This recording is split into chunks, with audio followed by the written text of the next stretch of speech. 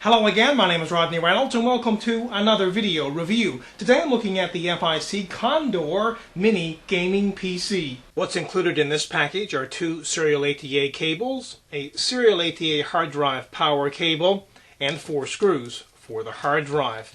They also include a power cable for the power supply and a cooler. Also, an installation guide, as well as an installation CD and the PC. At the front, there's a gate which opens to reveal one external 3.5-inch drive bay. Right here is the power LED and the hard drive activity LED. The power button is right here.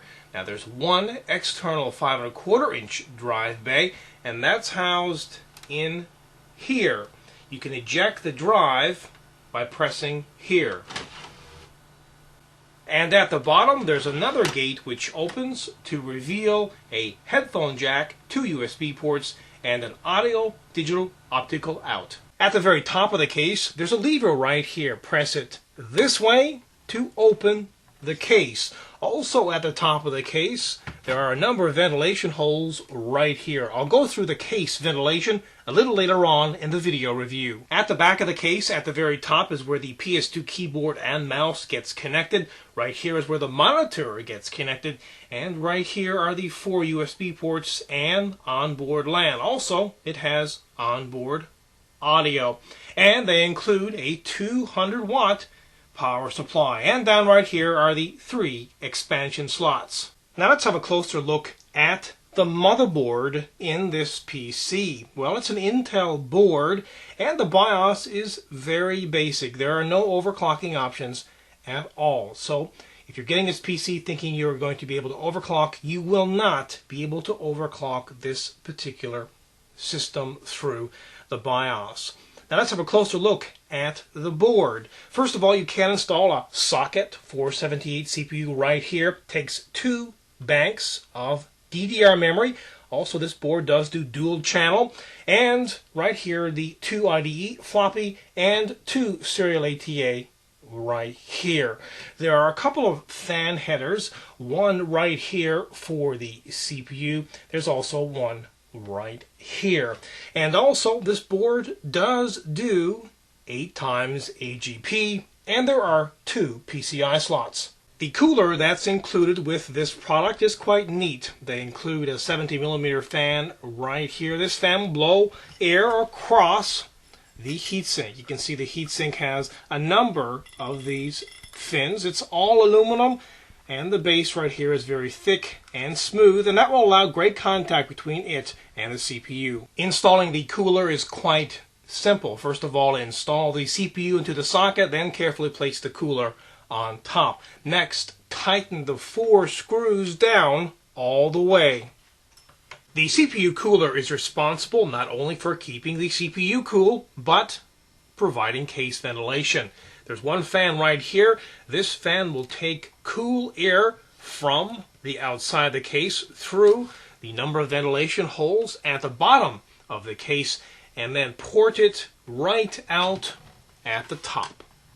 Installing drives in the 3.5-inch and the 5.25-inch drive bays is a toolless operation. Let me show you how it's done. First of all, this internal 3.5-inch drive bay gets removed by pushing here and pulling right here. Now that it's out, you can slip the hard drive into place. It goes in like so. Carefully slip it into position, and once it's there, go ahead and slide these 2 down on either side. You might need to wiggle the drive a little to do this. Then carefully place it back, push in here, and then slip it in.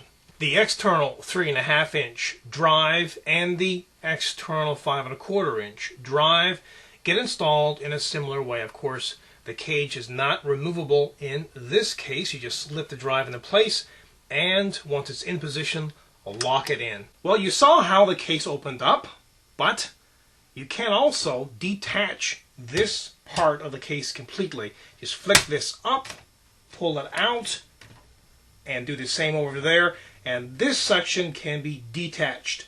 And when everything is installed, it is a tight fit inside the case. However, you can fit just about anything you need in here to make this one great PC. This unit is very quiet when turned on. Have a listen.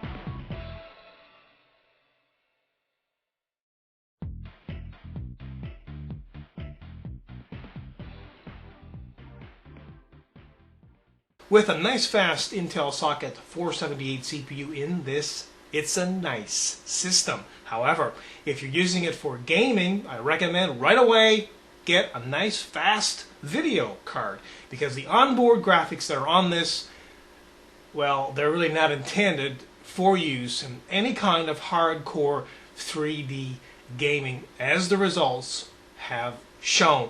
But overall, the design, the look, and the build quality on this is very high. This product is kick-ass.